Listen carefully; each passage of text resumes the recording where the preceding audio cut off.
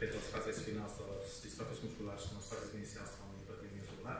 Vol dir que en Lluc no pot caminar, no pot presentar-se, no pot aguantar el cap, no pot respirar pel seu compte, no pot menjar pel seu compte.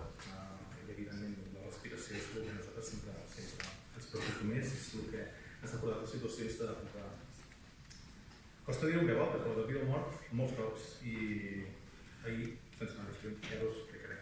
Llavors, la miopatia miocelular, la majoria de nens necessiten respiradors ventiladores, com és el cas d'en Lluc, necessiten una bomba que els subministri menjar, i necessiten cuidadors i són totalment dependents de les seves famílies. En aquest cas d'en Lluc depenem completament de la seva mare i del seu pare, que és millor.